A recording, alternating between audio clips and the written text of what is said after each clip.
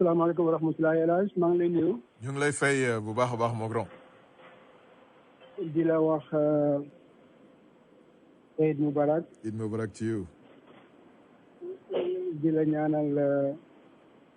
jàmm. ci bés yu sell yi ñu traversé parce que am nañu jullite mais julli yi def na. effectivement des na. yaa ngi koy annoncé sànq. si. alors donc ñi nga xam ne aussi julli nañ ba pare ñu ngi leen di wax aussi Eid Mubarak. parce que xam naa ne ñu ngi continuer di célébrer ci kër yi. ak ci béréb yi dëgg la. ñi sant Sall ak Mbàkke yi xam naa ñoom dañ julli nañ tey danañ julli suba julli gannaaw suba. waaw nga dëgg ak mbayeen yi. ak mbayeen yi voilà ture yi. voilà. Sambeen yi. c'est sûr bu ñu amee xarit buy julli suba daal ñu ngi fa. bu dee tey lañ julli waaw bu altine tamit ñu seet keneen ku julli ñu dem seeti leen tamit. ñoom dañuy kontaan si bés yi julli yu bëri parce que ils ont profité pour. effectivement pour dem xewluwaat. waaw mais lépp xewal la lépp sant yàlla la. lépp vraiment lépp xewal la. effectivement. alors mënuñu aussi avant ñuy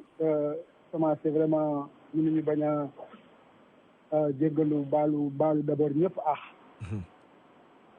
alors parce que ñun ci politique bi ak suñuy wax guddi ak bëccëg daf ma leer ne ak yi nga xam ni amal nañ ko nit ñi bari na vraiment ñu leen di ñaan.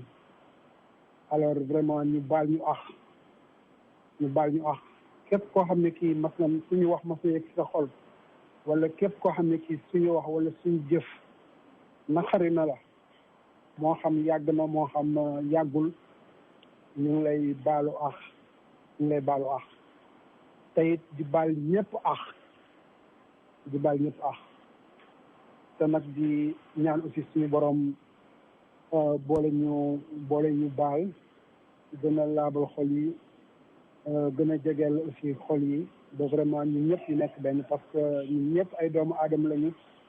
ay Sénégalais lañu donc vraiment war nañ mën a jubóo si lu bari li nga xam ne aussi jubóowuñ si war nañ ko mën a waxtaane si jàmm. alors di nuyu camarade Cheikh Mbaye moom mu nekk si studio bi moom it di kontaan bu baax si ñi nga commencé émission bi vraiment ñaari message yooyu nga jëkk a jàllale kontaan nañ trop am na solo trop daal vraiment suñu mbokk yi nga xam ne aussi dañu fas yéene julli suba notamment suñu mbokk murid yi ñu ngi leen di ñaanal julli jàmm te suba ñu julli ko fii jàmm ba liñ si séntu yëpp suñu borom aussi defal ñu ko. alors bi nga tàmbalee dugal message yu Alioune Fall nga xam ne moom mooy candidat titulaire bi maa ngi ko doon déglu ak beaucoup d'intérêt mu nekk vraiment message bu am solo muy message yu jàmm te bés yi ñu nekk dafa nekk bés yoo xam ne war nañ man di fàttaliku jàmm solo bi mu am dafa am solo ci àddina bi yëpp waxuma laa ci ñun ñi nga xam ne ñi danoo bokk islam njabootoo ko def naa jàmm ci biir islam ñëpp xam nañ ko telle sorte que loolu buñ ko di wax rek nañ koy jëfee dañ ko def suñu xol message bi ñu ci tegaat aussi muy message yu suppléante bi muy suñu jigéen awali da nekk Boston ñëw encore en fait dolliwaat jàmm ci message bi Mohamed Alioune Fall di ko def donc ñaari message yooyu tàbbi tey fii ci suñu Afrique tombeeg bés bu sell bi vraiment duñu am lu dul am ci mbégte parce que yàlla dafa def nag émission bi tombé tey ci bés bi ci bési tabaski bon donc noonu nañ sax ne xëy na tey bésu jul la jarul ñu ñëw xëy na nit ñi tal nañ leneen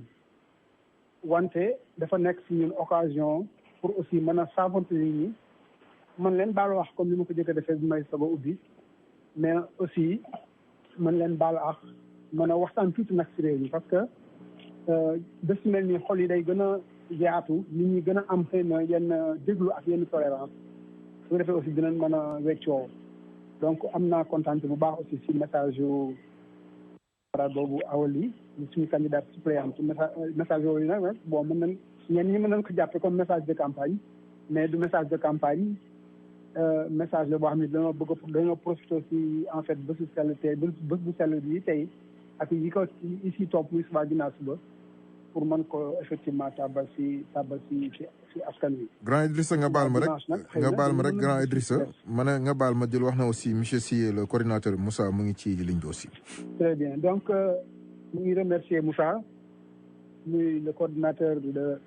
Moussa Sy coordinateur APR en même temps coordinateur de Benno Bokk Yaakaar ci département Amérique Océanie di remercier aussi le camarade Cheikh Mbaye ñoom aussi ñu ngi si ligne bi donc du ma guddal dama doon wax loolu rek pour mën a introduire en fait suñu waxtaan yu quoi di leen bàyyi nag ñoom xëy na ñu mën a gën a développer saafantoog aussi nit ñi donc je pense que Moussa maa ngi nuyu aussi Mbaye donc xëy na mën nañ jox El Hadj parole Moussa mu mën a aussi nuyu. waaw allo. ñu ngi lay dégg Moussa waxal. waaw asalaamaaleykum wa rahmatullah. maa ngi lay nuyu Idrissa di nuyu El Hadj ñaari El Hadj yi fa ne El Hadj Ndaw moo xam ni moo ñu host tey ak El Hadj Mbaye moo xam ni moom tamit dafa ñëw fii di ñuy jàppale ci programme bi. kontaan nag ñëw fii tey comme d'habitude en ce jour assez spécial. monsieur Sy foog nga fay rajo bi complètement nga baal ñu. kan man. waaw am na ko am rajo bu dul yow am na ko am rajo foofu. non man jégalu man fay naa sama boss. d'accord monsieur grand Idrissa da nga yore rajo foofu. waaw man maa romboon ak Bluetooth mu mais génn naa foofu. ok merci beaucoup ma nekkoon la. waaw désolé monsieur Sy allez-y jégalu allez-y. Voilà, donc avant tout maa ngi naan mbokk yi maa ngi leen di nuyu ku nekk sa tur ak sa sant en fait Moussa Sy coordonnateur de la DSE de l'APR des États-Unis en mon nom et en nom de tous mes camarades de parti et du président de la République boo xam ni mooy suñu secrétaire général de parti président suñu parti di leen ñaanal jàmm di leen baalu ak di leen baal ak di ñaan yàlla defal ñu jàmm ci suñu réew defal ñu ko fii ñu ne defal ko suñu njaboot sàmm suñu njaboot may ñu kattan ak doole boo xam ni dinañ ko jëfandikoo ngir sàmm suñu njaboot gi ba yàlla may ñu egg fu ñu bëgg ñu egg et aussi di remercier képp koo xam ni di ndokkeel aussi tout no suñuy kilifa yu aada ak yu diine yëpp ak sunu président de la république di ko ñaanal yàlla jàmm yàlla sàmm réew mi te yàlla woyafal loo xam ni moom la yenu te ñu doon ñun waa Sénégalais yi ñu yen ko te ñu war ko yéene aussi mu yenneek ko ci jàmm ak salaam maa ngi aussi jaale bépp mbokk moo xam ni jot na génn àdduna diggante bi nga xam ne ñëwoon nañu fii ak léegi te xam naa ne loolu du ñàkk képp koo xam ni ñàkk sa mbokk mu doon suñu mbokk ñëpp ñu ngi leen koy jaale yàlla na leen yàlla yërëm te xaare leen àjjana te yéexee ñu seen ginnaaw ya rabbil arshil azim bu loolu weesoo dama bëggoon a dugg fii tuuti juste comme message comme Idrissa l'a dit les messages yoo xam ni ñoom la suñu candidat yi ak suppléant tam moom la ñu ubbee émission bi di doon ay messages yoo xam ne yu am solo la parce que aussi c'est un appel à l'unité c'est un appel à calme et à la paix loolu je crois que nous tous en tant que Sénégalais mën nañ ci retrouver wu parce que li ñuy jëm nii mooy ouverture de la campagne électorale bi ñu war ci tànn suñuy mbokk suñuy am di jàmm ñu dem représenter ñu fële ci Assemblée nationale te loolu dugulet ci Sénégal def di exercice boo xam ni c'est un exercice boo xam ne ñu ngi koy def depuis des années plus d'une centaine d'années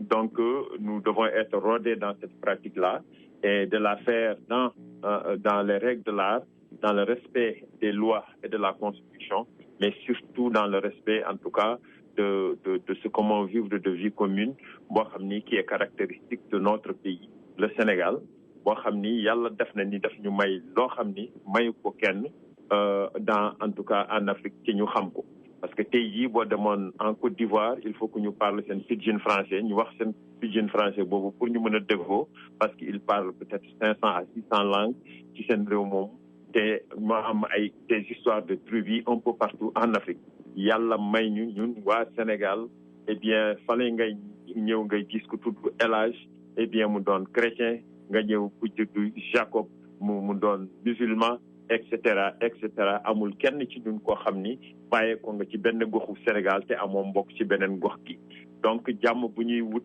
fu ñu dëkk moom la ñuy wutal réew mi yëpp yàlla nañ ko yàlla may yaa rabbil arshil azim parce que aussi avant tout nous sommes entre Sénégal loolu je crois que ni buñ ko fàtte mukk lépp loo xam ne ñu ngi koy bëgg a def te ko bëgg a jégmal eh bien c'est destiné à la paix c'est destiné au développement de notre pays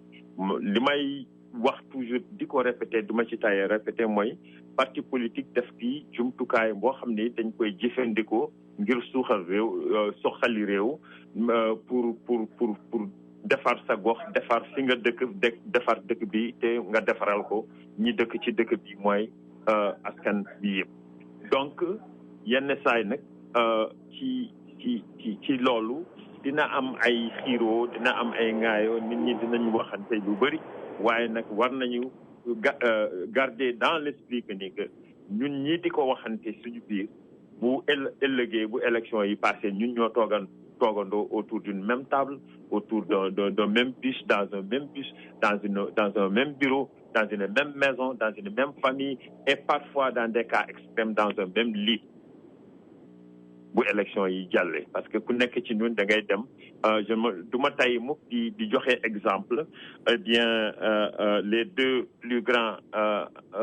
comment on appelle ça stratèges politiques par exemple de l'histoire des États-Unis James Carville ak sa femme eh bien en 92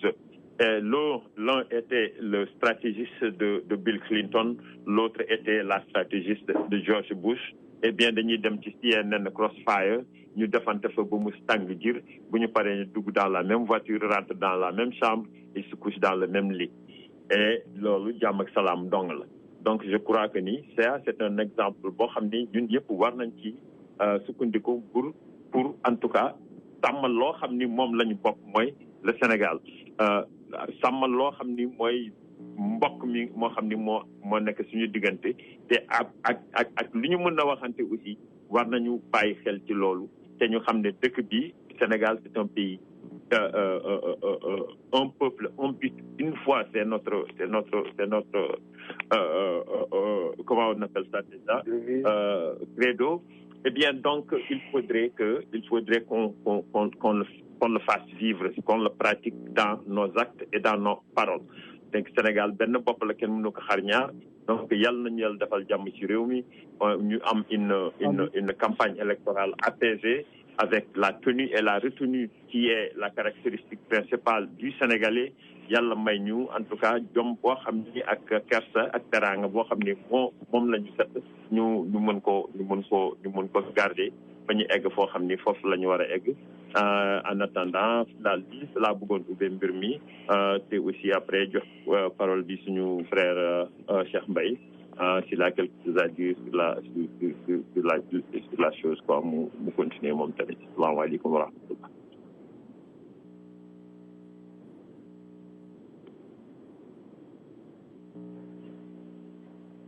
allo yéen a ngi may dégg. waaw Moussa man maa lay dégg Cheikh yaa ngi dégg. ok. El Hadj. waaw Cheikh dafa mel dafa mute téléphone am mais mu ngi ci ligne bi ba léegi Cheikh. Cheikh Mbaye wala. Cheikh Mbaye oui. non Cheikh Tidiane wala Cheikh Mbaye. Cheikh Tidiane Mbaye. non Cheikh Tidiane Bakhoum. ah Cheikh Tidiane Bakhoum moo fi nekk. ah Cheikh Tidiane. ok c'est bon tant mieux tant mieux. tant mieux c'est toi. c'est bon. bismillah. ah. allez-y Cheikh Tidiane. ah ok waaw mais. salaamaaleykum. waaleykum salaam benn Sénégal la rek mbay beeg yëpp c'est pareil. waaw yëpp benn lañ. comme Cheikh Mbaye dama ne peut-être am na keneen ku nekk ci ligne bi beneen Cheikh Mbaye. allez-y. ok gars yi maa leen di nuyu ku ci nekk ci turam ak santam. te naan leen déwénati di leen baalu ak yéen ñëpp ci fête bi nga xam ne moom moo nekk feetu Tabaski yàlla def bon mu fekk ñu ci àll bi mais vraiment bu ma duggee ci groupe WhatsApp bi cellule communication bi gis naa ne vraiment bon ça montre encore une fois que ne vertu ak valeur yi ñuy jëlee suñu réew bon vraiment wax dëgg yàlla gars yi àndaale nañ ko daal arrêté wu nañ baax ci lu ñu moom d'ailleurs mu nekk l'islam ñu bokk ñu ñëpp gis naa message yi baalonte àq bi bon duñu mën a def lu dul njëkkee foofu te naan leen maa leen di baal àq di leen baal di ñaan yàlla ñu bëri taw mais ñu fekkee at yu bëri ci barke Seydou lu jot sallallahu alayhi wa sallam d'ailleurs bon comme ni ko ñëpp waxee maa ngi rafetlu vraiment le message d'ouverture bi nga xam ne Alioune Fall Mohamed il est le candidat bon de Benno Bokk Yaakaar au niveau des États-Unis et de l'Amérique océanique bon notre candidat titulaire ak Awali au niveau de Boston boobu moom la ñu tijjee parce que d'ailleurs ku nekk xam na ne bon ñu ngi jëm ci des campagnes législatives bon boo déggee campagne législative rek nekk na loo xamante ne bii dañuy tànn ay ndaw yoo xam ne ñoo ñuy représenté ci pencum ndawu réew mi comme ni ko gars yi di waxee waaw ñoo xam ne daal dañuy représenté ci pencum ndawu réew mi mën naa ne décision yu bëri fa lay jógee les projets de loi président loo xam ne bon bëgg na ko doxal dana jaar ci assemblée bi ba bon ñu jël fa benn décision boo xamante ne bii bon moom lay mujj wóyal fësal ko mu bokk ci li nga xam ne dana mën a jëmale kanam liggéey ak réalisation yi nga xam ne bëgg na ko def bon ci réew mi ba tax na lu am solo la nag mais boo déggee campagne en général bon ku nekk xam ne ne tension sociale dana yomb parce que dañoo am des adversaires politiques yoo xamante ne bii Yewwi Askan bi mën naa ne c'est des gens yoo xam ne bon ils ne sont pas comme notre président Macky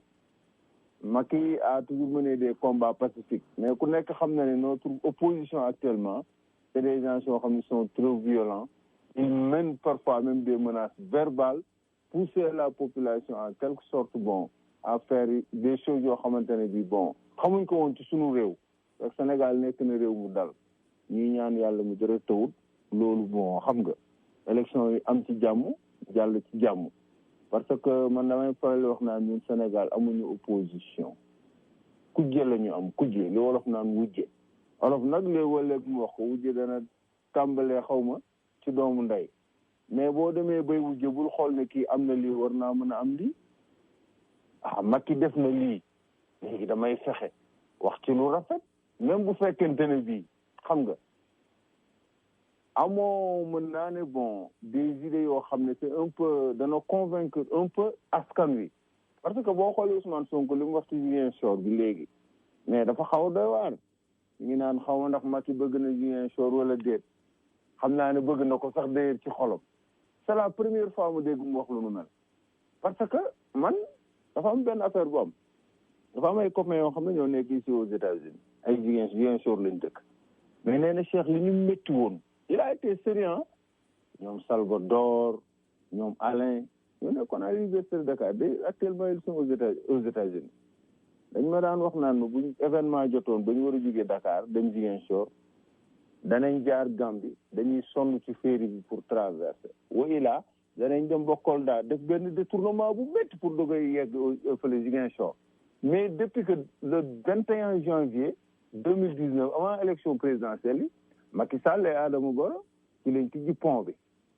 xam nga tey bu fekkee ne waa sud bi dañoo bëgg a jógee te c'est vraiment important nit ñi bàyyiwuñ ko xel et puis diplomatie am parce que yombul booy xool Mauritanie teg na fa première pierre bu mel noonu te ku nekk gis na naari ni ñu meloon ak ñun nappkat yeeg coow yi doon am mais koo xam ne la am na facilitation bi ba ci gis nga ko G7 bii passé gis nga les grands hommes yi ko invité chance bu mel noonu bu ñu ko amee dañ ko war a téye jàppale ko donc kon loolu Sonko wax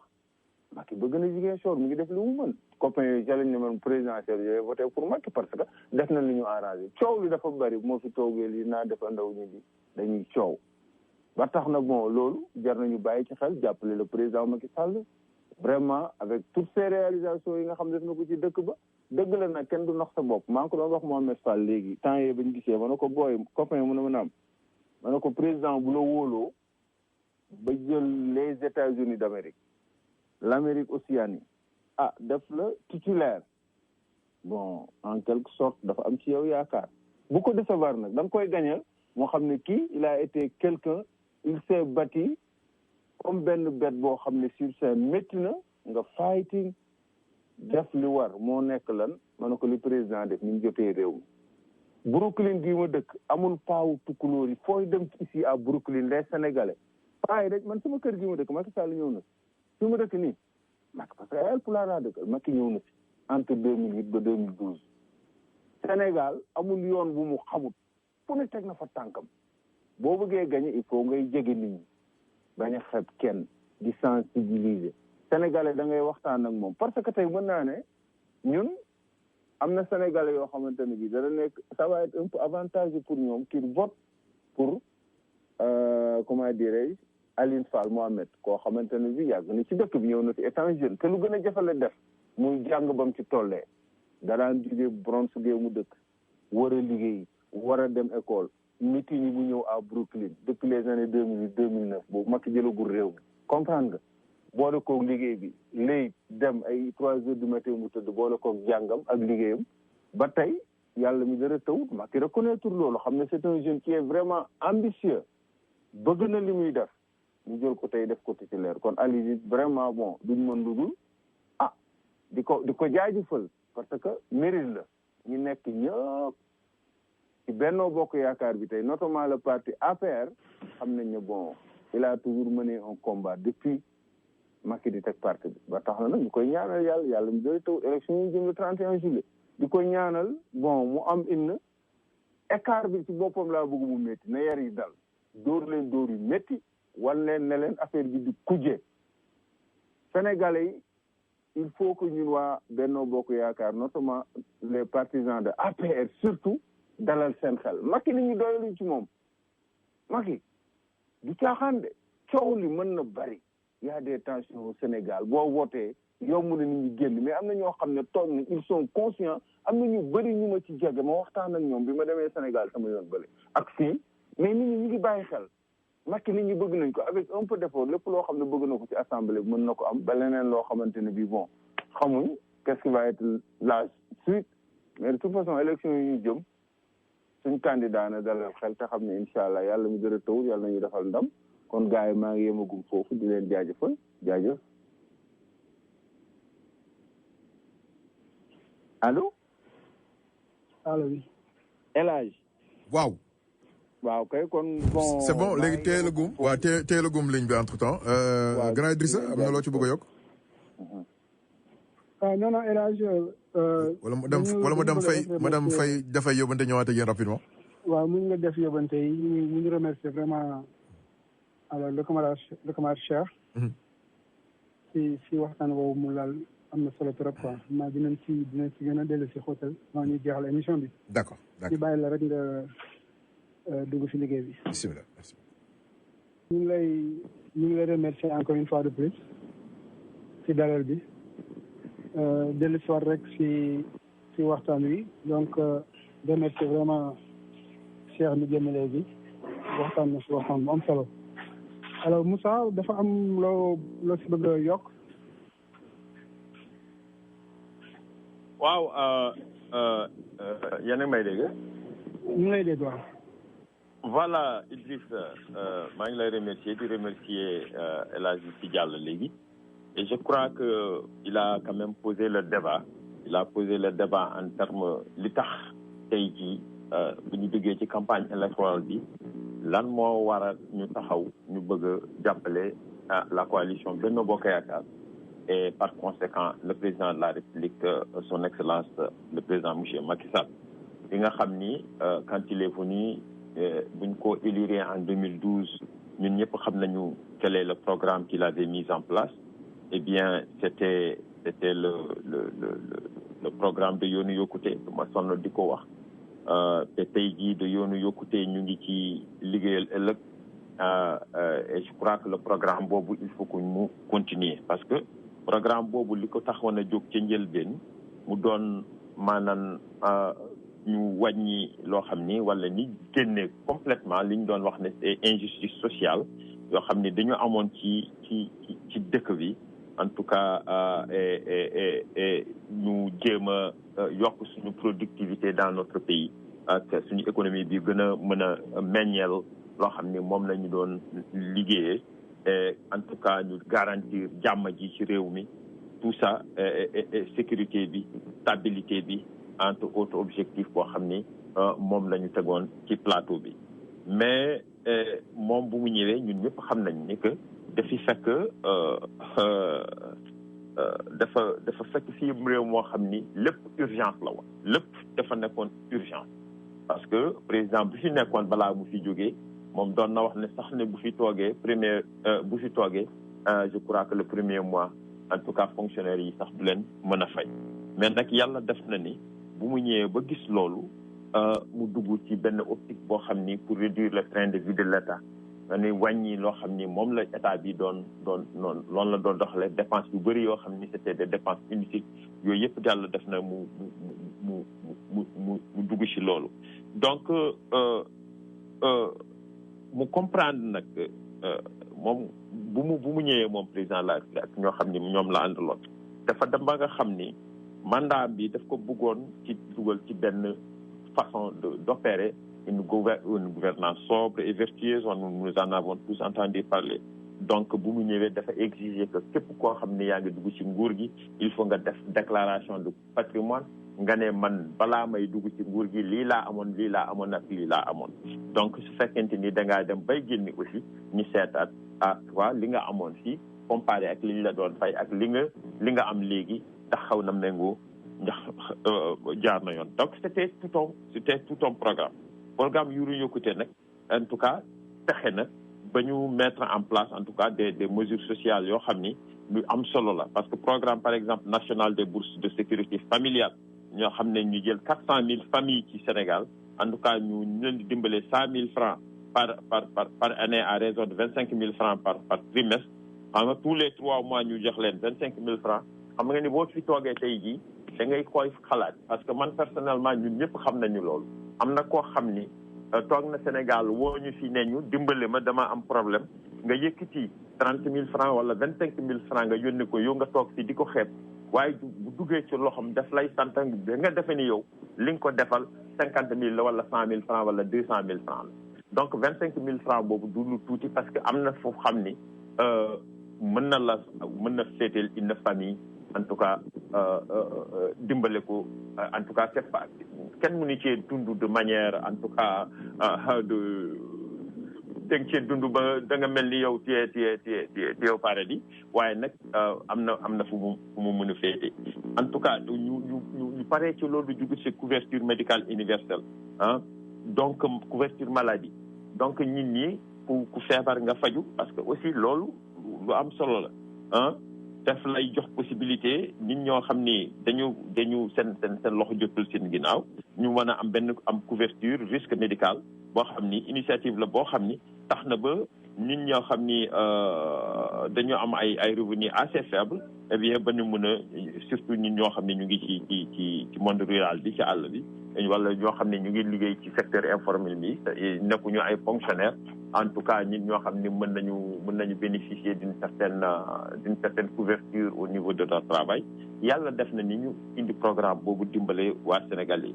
loolu yëpp ñu koy continuer di ko def ba yàlla def ni ñu jógee ci programme boobu nag dañ ko def entre 2012 et 2014 loolu am na ay résultats yu bëri yoo xam ni jot nañ ko ci réaliser moo tax nag ñu élaborer résultats yooyu ñu am ñooñu inspiré gouvernement bi ba ñu commencé élaborer le plan Sénégal émergent rek mooy PSE bi ñëpp di dégg ci mooy loo xam ni lépp loo xam ni ñu ngi koy gis tey jii ñu naan en termes de réalisation infrastructurelle économique et sociale ci programme boobu lañ ko tënk donc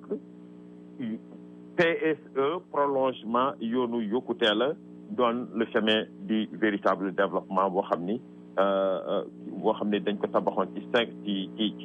cinq axes yoo xam ni c'est des axes stratégiques en tout cas dañu bëggoon comme je l'avais dit au début mettre fin aux injustices sociales ñu assurer quand même les bases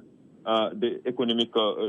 du développement, atteindre une productivité développante obtenir un modèle de démocratie efficace et garantir la paix, la stabilité, la sécurité et l'intégration africaine. Donc, nous nous fondre que dans le PSE en 3 axes. En 3 axes, Donc, légui accélérer lolu. C'était dit, yalla xamna ni suñu togon fi ñu bëgg réciter lo xamni mom moy réalisation yo xamni mom lañuy def Sénégal si lañuy fanane. Mais lolu def di parce que le PSE c'est pas un programme annuel, c'est étalé dans la durée, c'est dans l'horizon 2035. Gouvernement nak c'est une question de continuité, c'est vrai. Mais nak tay yi le président de la République bo xamni mo fi tok dafa am un mandat boo xam ne ñun Sénégalais yi ñoo ko joxaat en 2019 et il faut bien que mu finir mandat boobu te mandat boobu mu ngi ciy dugal loo xam ni beneen programme la programme boo xam ni les 5 grandes initiatives yoo xam ni jël nañ ko pour vraiment ñu mën a jëmle suñu réew mi kanam léegi nag programme yooyu pour mu mën ko eggali Assemblée nationale def ci bërëb boo xam ni waa Sénégal président de la République bu demee un projet de loi wala mu am programme ñu war a voter budget boobu il faut que mu am ay nit ñoo xam ni wax dëgg yàlla war nañ ko mën a nu mu tuddati war nañ ko mën a jàppale ci loo xam ni moom la bëgg a def léegi su fekkente ni tey dañu toll ci un tournant boo xam ni c'est un tournant décisif en tout cas dans en tout cas le mouvement vers cette émergence boo xam ni moom mooy mbébétu sénégalais yëpp parce que président de la République lu mu bëgg a defar réew mi wax dëgg yàlla su eggee eh bien ça va nous ici à un niveau boo xam ni tey jii am na problème yu bëri dootuñu ko am ci suñu réew mi donc pour loolu mën a am importance bu mu am mooy tey jii ñu may nañ ko un mandat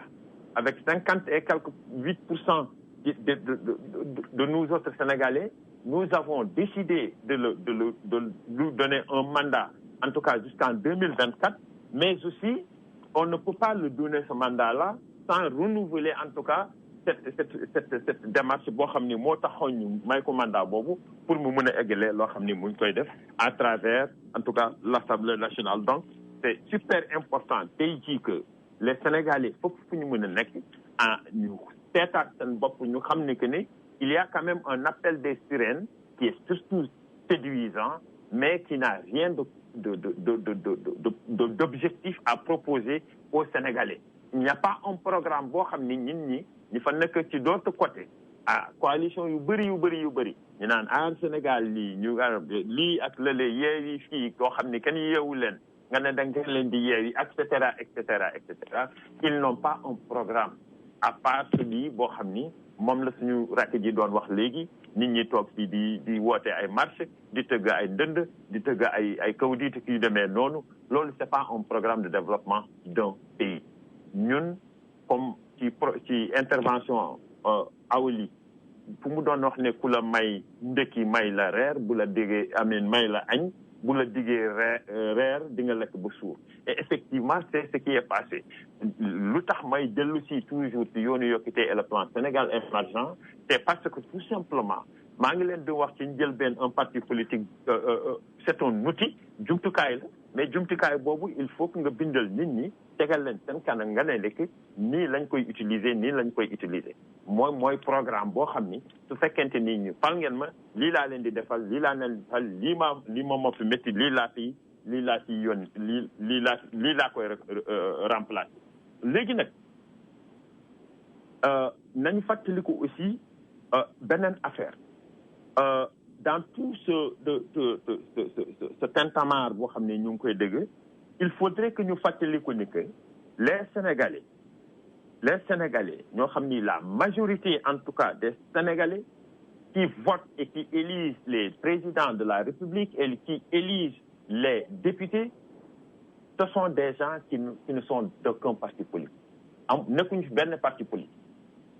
Tey jii je peux vous dire que ni su fekkente ni s'il ne s'agissait que de l'APR,